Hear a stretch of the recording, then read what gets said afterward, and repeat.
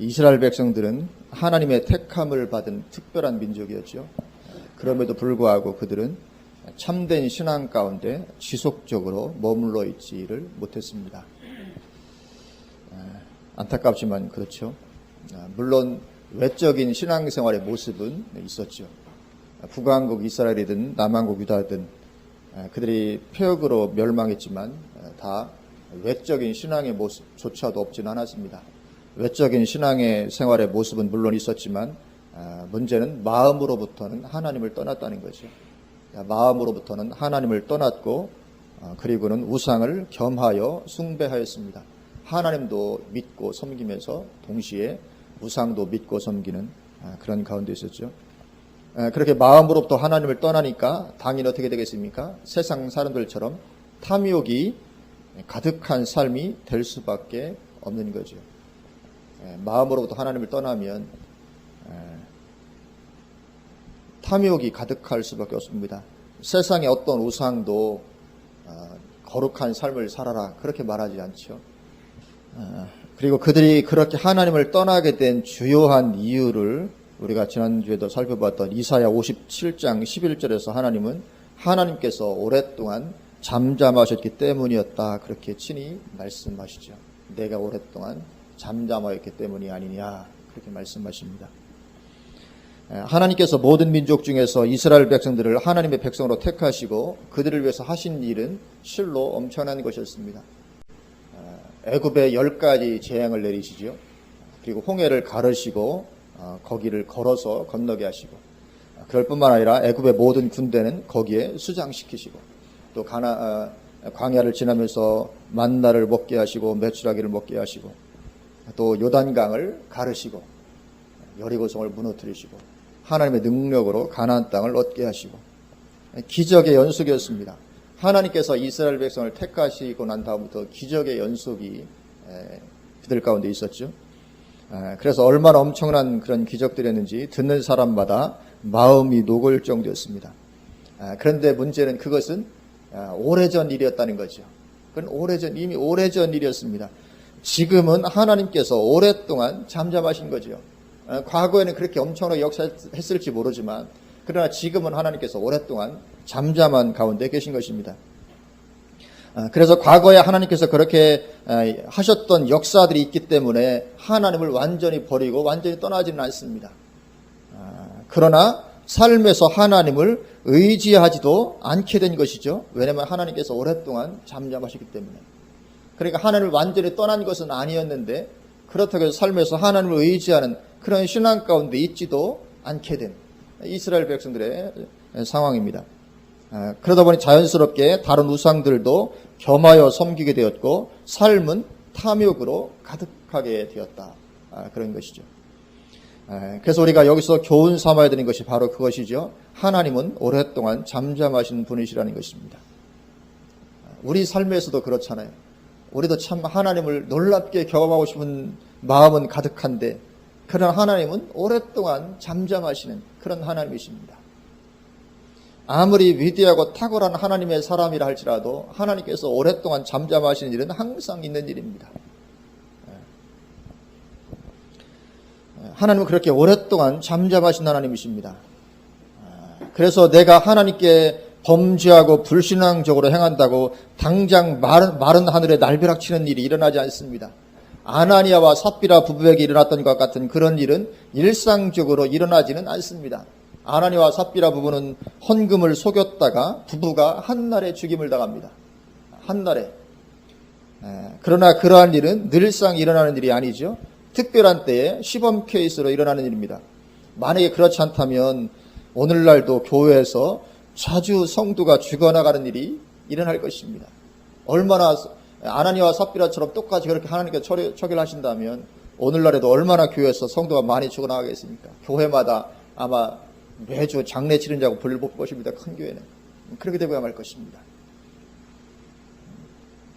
그리고 내가 또 하나님을 위해서 특별한 헌신을 하였다고 금방 내 삶에 봄날이 찾아오지도 않습니다. 내가 굉장한 헌신을 했다고 금방 뭐 역사가 나타나고 뭔 일이 일어나고 하나님께서 놀랍게 나타나시고 복 주시고 그렇게 하지도 않죠. 어쩌면 그 상급은 천국에 가서나 받게 될 수도 있습니다. 그렇게 하나님은 오랫동안 잠잠하시는 하나님이시죠. 그래서 우리는 그러한 것에 영향받지 말고 항상 참된 신앙 가운데 머물러 있어야 하는 것인 줄로 믿습니다. 그리고 사실은 하나님께서 그렇게 오랫동안 잠잠하실 때가 하나님께서 우리의 신앙이 어떠한지를 파악하기 가장 좋은 때이기도 하죠. 그런 때 하나님께서 잠잠하실 때 오랫동안 그때 어떻게 해야 하는가, 그래서 그것으로 말미암아 우리의 신앙이 그냥 적나라하게 드러나게 되죠. 하나님께서 즉각 응답하시고 역사하실 때는 누구나 다 충만한 것처럼 보여집니다. 그때는 분별하기가 쉽지 않죠. 그러나 하나님께서 오랫동안 잠잠하실 때, 그때는 우리가 정말 하나님을 믿는 것인지 그렇지 않은지가 적나라하게 드러나게 되는 것이죠. 그래서 우리는 항상 참된 신앙을 추구하는 그 자리 가운데 있어야 될 줄로 믿습니다. 그리고 그래야 마침내 주어질 미래의 축복이 있게 되는 것이죠. 오늘 본문 내 이스라엘은 그렇게 하나님을 떠나 패역함으로 나라를 빼앗기고 바벨론의 포로가 되는 것이죠. 그렇게 참된 신앙에서 떠나서 나라를 빼앗기고 바벨론의 포로가 되었는데 그럼에도 불구하고 하나님은 그들을 회복시키실 것을 말씀을 하십니다. 하나님 백성이니까 이제 회복시키겠다 말씀을 하시는 것이죠. 오늘 14절입니다. 우리 14절 말씀 같이 한번 봉독하시겠습니다. 그가 말하기를 도두어 길을 수축하여 내 백성의 길에서 거치는 것을 제하여 버리라 하리라. 아멘. 이제 내 백성을 회복시키시겠다, 그렇게 말씀을 하고 있는 것입니다. 이스라엘 백성들을 회복시키기 위해서는 먼저 이스라엘 백성들의 길에서 거치는 것이 제하여져야 되기 때문에 내 백성의 길에서 거치는 것을 제하여 버리라, 그렇게 말씀하고 있습니다. 여기 거치는 것은 우상숭배를 비롯해서 참된 신앙에서 벗어나 있는 모든 것을 가리킵니다. 참된 신앙에서 벗어나 있는 것, 모든 것이 우상숭배든지 어떤 탐심의 문제든지 그런 것들 다 제하여 버리고 참된 신앙으로 회복시키시기를 원하시는, 제거해야 참된 신앙으로 회복될 수 있기 때문에 그 모든 것을 제하여 버리라, 그렇게 말씀을 하고 있습니다. 그래서 이제 그런 거치는 것들을 다 제거하시고 참된 신앙으로 회복되게 하시는 것이죠. 그렇게 하나님은 이스라엘 백성들을 회복시키시기를 말씀하십니다. 그러나 이 회복은 실상은 육적인 이스라엘에게 주어질 것은 아니었습니다. 우리가 잘 알듯이 이스라엘은 그렇게 온전한 회복 가운데로 들어가지를 못했지요. 하나님 말씀하셨지만, 그래서 이것은 예수님 이후에 영적인 이스라엘에게 주어질 것이었습니다. 구약 성경에서 이스라엘의 회복에 대해서 말씀하고 있는 많은 부분들이 사실은 육신적인 것 이스라엘 백성들에게 이루어지지 않고 영적인 이스라엘에게 교회 시대에 이루어지는 것들을 보게 되죠. 그래서 오늘 본문 그렇게 길을 도두고 수축하고 거치는 것을 제거하는 이런 것은 침례 요한의 사역이었던 것을 보게 됩니다. 침례 요한이 바로 그 일을 했었죠. 누가복음 3장 3절에서 6절에 보면 요한이 요단강 북은 각처에 와서 죄사함을 받게 하는 회개의 침례를 전파하니, 요한은 회개를 외쳤던 사람입니다. 선지자 이사야의 책에 쓴 바 광야에서 외치는 자의 소리가 있어 이르되 너희는 주의 길을 준비하라, 그의 오실 길을 곧게 하라. 모든 골짜기가 메워지고 모든 산과 작은 산이 낮아지고 굽은 것이 곧아지고 험한 길이 평탄하여질 것이요. 이게 뭐냐면 거치는 것이 제거되고 길이 수축되는 것입니다. 오늘 본문에서 말씀하고 있는 모든 육체가 하나님의 구원하심을 보리라 함과 같으니라. 침례 요한의 회개 사역으로 그렇게 신앙이 돌이켜지는 것이죠. 마음으로부터 하나님을 떠났던 신앙에서 다시금 하나님께로 마음을 돌이키게 되는 것입니다.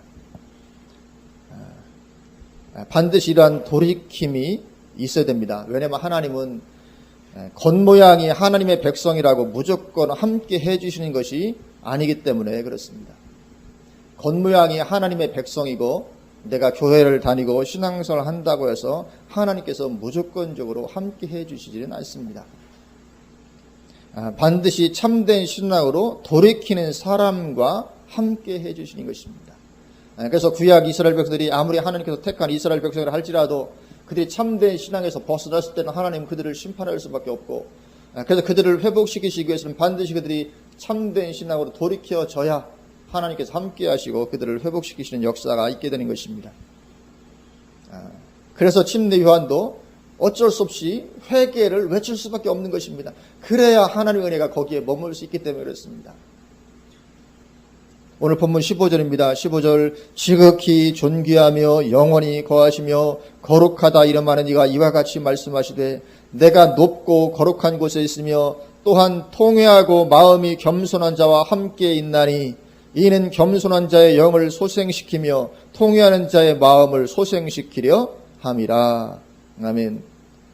하나님 뭐라고 말씀하십니까? 누구와 함께 하십니까? 또한 통회하고 마음이 겸손한 자와 함께 있나니. 하나님은 이런 사람과 함께 하십니다. 통회하고 마음이 겸손한 자와 함께 하십니다. 반드시 그렇습니다. 왜냐하면 그러한 사람이 바로 참된 신앙을 추구하는 자들이기 때문에 그렇습니다. 왜 통회합니까? 참된 신앙 가운데 있지 못한 자기를 바라보면서 통회하는 거죠.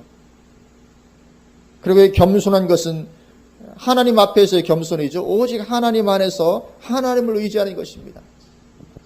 그 겸손한 거죠. 바로 그것이 참된 신앙입니다. 하나님 그런 자들과 함께 하시며 그들을 소생시키신다고 말씀하죠. 15절 하반절을 보면 이는 겸손한 자의 영을 소생시키시며 통회하는 자의 마음을 소생시키려 함이라. 반드시 하나님 이런 겸손하고 통회하는 자들의 이런 사람들을 소생시키시는 하나님이십니다. 그리고 그렇게 소생시키시는 이유가 16절에 나와 있습니다. 16절 내가 영원히 다투지 아니하며 내가 끊임없이 노하지 아니할 것은 내가 지은 그의 영과 혼이 내 앞에서 피곤할까 함이라. 그래서 하나님은 소생시키신다고 말씀하십니다. 내가 지은 그의 영과 혼이 내 앞에서 피곤할까 봐. 그래서 내가 그들을 소생시킨다. 그런데 이러한 은혜를 입는 대상이 누굽니까? 이 대상은 통회하는 자들입니다. 하나님의 백성이라고 일컬음을 받는 사람 누구나가 그 대상이 아닌 것입니다. 하나님의 백성들 가운데서도 통회하는 마음을 가진 자들입니다. 그러나 끝까지 통회하는 마음을 가지지 않는, 끝까지 통회하지 않는 자들에게는 결국 파멸만이 주어지게 되고 마는 것이죠. 그런데 이스라엘은 어떻게 하였습니까? 17절, 우리 17절 말씀 같이 한번 봉독하십니다. 그의 탐심의 죄악으로 말미암아 내가 노하여 그를 쳤으며 또 내 얼굴을 가리고 노하였으나 그가 아직도 패역하여 자기 마음의 길로 걸어가도다. 하나님이 얼마나 안타까우실까 하는 거죠. 내가 노하여 그를 쳤고, 왜요? 탐심의 죄악 때문에. 이 탐심이 우상숭배 엄청난 큰 죄악인데 마음으로부터 하나님을 떠나면 당연히 탐심이 가득하게 되어 있거든요. 이 탐심의 죄악으로 말미암아 내가 노하여 그를 쳤으며 또 내 얼굴을 가리고 노하였으나 그가 아직도 패역하여 자기 마음의 길로 걸어가도다. 하나님께서 그렇게 징계를 내리시고 하셨음에도 불구하고 여전히 패역하여 여전히 자기 마음의 길로 걸어가는 것입니다. 누가요? 하나님 백성들이 그렇게 하고 있는 것이죠. 그러니 어떻게 해야 되겠습니까? 그냥 완전히 멸망시켜 버려야 되겠는가? 그런데 하나님께서 택하신 방법은 메시아를 보내시는 것이었습니다. 18절 내가 그의 길을 보았은즉 그를 고쳐줄 것이라. 그를 인도하며 그와 그를 슬퍼하는 자들에게 위로를 다시 얻게 하리라. 내가 그의 길을 보았은즉, 하나님의 백성들의 길이 그렇게 자기 마음의 길로 가는 그 악한 패역한 내 그것을 보았는데 이제는 내가 그들을 고쳐줘야 되겠다. 그를 인도하고 그를 슬퍼하는 자들에게 위로를 내가 다시 얻게 해야 되겠다. 어떻게 하심으로요? 메시아를 보내주심으로 말미암아. 그래서 메시아를 보내실 것을 말씀하는 것입니다. 그래서 하나님은 예수님을 이 땅에 보내주십니다. 그러면 그렇게 메시아를 보내심으로 말미암아 그러면 하나님의 백성 전부가 그렇게 고침을 받게 되었는가 하는 거죠. 그렇지 않은 것이죠. 그 앞에서 통회하는 자들만이 고침을 받게 되는 것입니다. 그래서 이 통회하는 것이 중요합니다. 그래서 우리는 항상 참된 신앙으로 돌이키고자 하는 그런 사람이 되어야 하는 것인 줄로 믿습니다. 항상 우리는 그 자세가 있어야 됩니다. 바리새인들처럼 자기 신앙의 만족감을 가지고 마치 회개할 것이 없는 사람처럼 살면 결국은 망하게 되고 마는 것입니다. 바리새인들이겠습니다. 침례 요한이 와서 아무리 회개를 외쳐도 그들은 자기들을 바라볼 때 회개할 것이 없는 사람들이었습니다. 나처럼 신앙생활만 해봐라, 그런 거죠. 자기 신앙에 대한 만족감이 넘쳤습니다. 그래서 그들은 돌이키고자 하는 이 통회하는 심령을 그들은 가지지 못했습니다. 이건 결국 망하게 되는 것이죠. 그러나 사도 바울은 절대로 자기 신앙에 만족감을 가지지 않았습니다. 이만하면 되지, 나 정도면 되지, 절대로 그런 마음을 가지지 아니하고 두려움으로 날마다 자기를 쳐서 복종시키고자 하는 삶을 살았다고 성경이 말씀하고 있습니다. 내가 이렇게 전파한 후에 내가 도리어 버림을 받을까 두려워서, 사도 바울은 그 마음이 항상 있었어요. 혹시라도 내가 버림을 받으면 어떻게 할 것인가. 그 두려움을 가지고 날마다 자기를 쳐서 복종시키는 그런 가운데 있었지, 바리새인들처럼 자기 신앙에 만족감을 가지고 그가 있지는 않았던 것이죠. 그래서 우리에게도 이런 사도 바울과 같은 이런 자세가 있어야 되지, 그렇지 아니하고 뭐 이 정도 신앙생활을 하면 되는 거지 하는 그런 자세를 가지고 있다면 이것은 위험한 것입니다. 그런 자세 가운데에서는 통회하는 것이 가능하지 않습니다. 신앙을 돌이킬 마음이 없는 거죠. 바리새인들과 같은 그런 위험한 가운데 들어가 있는 것입니다. 그리고 예수님 당시에 유대인들이 바로 그랬던 것이죠. 그렇게 하나님의 백성들을 회복시키시기 위해서 주님은 메시아를 보내실 것을 말씀하십니다. 그런데 그렇게 메시아를 보내주심으로 말미암는 이 고쳐주심과 인도하심이, 위로하심은 이제 이스라엘만을 위한 것이 아닙니다. 영적인 이스라엘, 곧 하나님께로 나오게 될 모든 이방인들도 위한 것이죠. 19절 말씀입니다. 우리 19절 같이 한번 읽습니다. 입술의 열매를 창조하는 자 여호와가 말하노라. 먼 데 있는 자에게든지 가까운 데 있는 자에게든지 평강이 있을지어다, 평강이 있을지어다. 내가 그를 고치리라 하셨느니라. 아멘. 하나님 말씀하십니다. 평강을 말씀하십니다. 회복이 돼야 평강이 많은 거죠. 평강을 말씀하십니다. 먼 데 있는 자에게든지 가까운 데 있는 자에게든지. 이게 이제 이스라엘만이 아니라는 거죠. 먼 데 있는 자든 가까운 데 있는 자든 통회하는 자를 고치시는 것입니다. 그들을 소생시키시고 그들에게 평강을 주시는 것입니다. 여기 먼 데 있는 자는 이방인을 가리킵니다. 사도행전 2장 38절 39절에 베드로가 이르되 너희가 회개하여 각각 예수 그리스도 이름으로 침례를 받고 죄 사함을 받으라. 그리하면 성령의 선물을 받으리니 이 약속은 너희와 너희 자녀와 모든 먼 데 사람 곧 주 우리 하나님이 얼마든지 부르시는 자들에게 하신 것이라 하고. 아멘. 너희와 너희 자녀와 모든 먼 데 사람 곧 주 우리 하나님이 얼마든지 부르시는 자들, 이 먼 데 사람. 또 에베소서 2장 11절부터 18절에 보면 그러므로 생각하라. 너희는 그때의 육체로는 이방인이요. 에베소서는 이방인이었다가 그리스도인이 된 사람들에게 쓴 편지입니다. 에베소 교회. 너희는 그때에 육체로는 이방인이요 손으로 육체에 행한 할례를 받은 무리라 칭하는 자들로부터 할례를 받지 않은 무리라 칭함을 받는 자들이라. 그때에 너희는 그리스도 밖에 있었고 이스라엘 나라 밖의 사람이라. 약속의 언약들에 대하여는 외인이요 세상에서 소망이 없고 하나님도 없는 자이더니 이제는 전에 멀리 있던 너희가 그리스도 예수 안에서 그리스도의 피로 가까워졌느니라. 그는 우리의 화평이신지라. 둘로 하나를 만드사 원수된 것 그 중간에 막힌 담을 자기 육체로 하시고 법조문으로 된 계명의 율법을 폐하셨으니 이는 이 둘로 자기 안에서 한 새 사람을 지어 화평하게 하시고 또 십자가로 이 둘을 한 몸으로 하나님과 화목하게 하려 하심이라. 원수된 것을 십자가로 소멸하시고 또 오셔서 먼 데 있는 너희에게 평안을 전하시고 가까운 데 있는 자들에게 평안을 전하셨으니 이는 그로 말미암아 우리 둘이 한 성령 안에서 아버지께 나아감을 얻게 하려 하심이라. 아멘. 여기도 보면 오셔서 먼 데 있는 너희에게 평안을 전하시고 가까운 데 있는 자들에게 평안을 전하셨으니 먼 데 있는 너희 누굽니까? 에베소 교인들, 먼데 있는 너희, 이방인들이었죠. 너에게 평안을 전하시고 또 가까운 있는 자들, 누굽니까? 이스라엘 백성들에게. 이처럼 먼데 있는 자는 이방인을 가리키는 그런 표현입니다.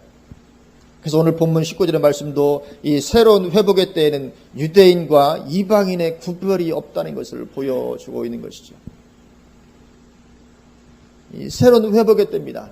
하나님은 회복시키시기를 원하시는 거죠. 소생시키시기를 원하십니다. 그런데 이 축복 가운데 그럼 누가 들어갑니까? 통회하는 자가 들어가게 된다는 것입니다. 가까운 자든지 먼 데 있는 자든지 이스라엘 백성들이든지 하나님의 백성이든지 아니면 이방인이든지 통회하는 자가 그 자리 가운데 들어가게 되는 것입니다. 그래서 마가복음 1장 15절에서 예수님도 때가 찼고 하나님의 나라가 가까이 왔으니 회개하고 복음을 믿으라 그렇게 말씀하셨던 것입니다. 회개하라는 것입니다. 통회하라는 것이죠. 하나님 없이 살던 자기의 길이 악한 길이었음을 깨닫고 돌이키는 것입니다. 자기 길, 하나님 없이 자기 길을 사는 자기 길은 악한 길일 수밖에 없습니다. 그리고 이것은 하나님의 백성에 속해 있는 사람이라 할지라도 예외가 아닌 것입니다. 마음으로 하나님을 떠나 자기 마음의 길을 갔던 데서 돌이켜야 하는 것이죠. 참된 신앙의 길로 돌이켜야 되는 것입니다. 누가요? 하나님의 백성이라 할지라도 그렇게 된다는 것이죠. 그렇지 않고 그 악한 길 가운데 계속 있는 사람은 어떻게 됩니까? 20절 21절입니다. 그러나 악인은 평온함을 얻지 못하고 그 물이 진흙과 더러운 곳을 늘 솟구쳐내는 요동하는 바다와 같으니라. 내 하나님의 말씀에 악인에게는 평강이 없다 하셨느니라. 아멘. 악인에게는 평강이 없습니다. 하나님이 함께 하심이 없습니다. 거기는 어떤 회복과 소생함도 없습니다. 그럼 여기 악인이 누굽니까? 여기 악인은 불신자만을 가리키는 것이 아닙니다. 하나님의 백성 가운데 있지만 통회함과 겸손함이 없는 자가 악인인 것입니다. 자기의 그 악한 길 가운데 계속 머무르는 그런 사람에게는 평강이 없게 된다. 그렇게 말씀을 하고 있는 것이죠. 우리에게는 평강이 있을 줄로 믿습니다. 하나님의 나라는 성령 안에서 의와 평강과 희락이라 그렇게 말씀하십니다. 그래서 이들은 하나님의 나라에 들어가지 못하게 된다는 것이죠. 이 땅에서도 하나님 나라의 평강을 누리지 못하게 되는 것이고 죽음 후에도 영원한 평강을 누리지 못하게 되는 것입니다. 악인에게는 평강이 없습니다. 이 땅에서도 평강이 없고 하나님의 나라에 가서도 천국에 가서도 평강이 없게 그러니까 죽음 후에도 평강이 없게 되는 것이죠. 하나님의 나라에 들어가지 못하게 되고 마는 것입니다. 그러나 이것이 불신자들에게만 해당되는 것이 아니다. 그렇게 말씀을 하고 있는 것이죠. 하나님의 백성 가운데 속해 있지만 이런 통회하는 심령, 겸손한 심령이 없는 사람은 악인에 속하게 되고 마는 것입니다. 그래서 참된 신앙의 자세가 대단히 중요한 줄로 믿습니다. 그래서 우리는 하나님께서 오랫동안 잠잠하셔도 참된 신앙 가운데 머물러 있어야 될 줄로 믿습니다. 악인이 잘 살고 평안한 것처럼 보이지만 그러나 결코 그렇지 못합니다. 그것은 일순간에 불과한 것이고 하나님을 떠나 사는 악인에게는 평강이 주어질 수가 없는 것입니다. 하나님 우리에게 응답하십니다. 하나님 우리에게 응답하십니다. 그러나 때때로 오랫동안 잠잠하시기도 하십니다. 우리가 이런 것들을 많이 경험할 것입니다. 때로는 하나님께서 참 놀랍게 응답하시는 그런 적들이 있잖아요. 기가 막히게 지금 기도는 당장 어떤 응답이 일어나기도 우리는 그런 경험을 합니다. 그러나 우리도 많이 경험했듯이 때때로 하나님은 오랫동안 잠잠하십니다. 마치 하나님이 안 계신 것처럼 그렇게 잠잠하십니다. 우리가 간절히 어떤 것을 사모하고 구해도 때때로 그렇게 오랫동안 잠잠하시기도 하시고 어떤 때에는 불의한 재판장에게 나갔던 과부에게처럼 이 끈질기게 기도할 것이 요구되기도 합니다. 응답받기 위해서는 정말 끈질기게 기도한 하물며 밤낮 부르짖는 택하신 자들의 기도를 들어주시지 아니하시겠느냐. 이건 뭡니까? 밤낮 부르짖으라는 거기 의미가 거기 있는 것이죠. 그래서 그렇게 때로는 그렇게 우리가 밤낮 부르짖고 그 불의한 재판장에 나갔던 이 과부처럼 그렇게 끈질기게 기도할 것이 우리에게 요구되기도 하는 것이죠. 그렇게 응답이 임하지 아니하고 하나님 마치 안 계신 것처럼 그렇게 여겨진 그런 때도 우리가 걸어가게 되는 것입니다. 그런 때에 우리는 하나님 의지하는 참된 신앙에서 벗어나지 않아야 될 줄로 믿습니다. 그런 때 하나님 떠나서 마음으로 떠나서 자기 마음의 길을 가고 하나님 그냥 대충 이렇게 제껴놓고 살아가면 그것이 대단히 위험하게 되는 것입니다. 그것이 바로 악한 길로 행하는 것이기 때문에 그렇죠. 그래서 우리가 그런 하나님 의지하는 참된 신앙에서 벗어나서 껍데기만 남아 있어서는 하나님의 심판과 파멸을 벗어나지 못하게 되고 마는 것이죠. 그래서 우리는 어떠한 때든지 여전히 하나님을 추구하는 참된 신앙의 자리에 서 있고자 해야 될 줄로 믿습니다. 우리가 그렇게 한다면 놀라운 은혜와 축복의 자리에 우리가 들어가게 될 줄로 믿습니다. 그리고 아마 지금도 우리 중에 많은 분들이 참 하나님께서 오랫동안 잠잠한 가운데 계실 겁니다. 그런데 그것이 이상한 것이 아니고 어느 때든지 이스라엘 백성도 그 가운데 있었고 이것은 항상 하나님께서는 하나님 우리 사람들처럼 금방 나타나시고 금방 우리는 누가 잘해주면 금방 웃고 조금 저기 금방 토라지고 그러잖아요. 그러나 하나님은 절대로 그러신 분이 아니십니다. 그래서 하나님께서 오랫동안 잠잠하신 것은 늘상 그러신 하나님이십니다. 어느 시대나.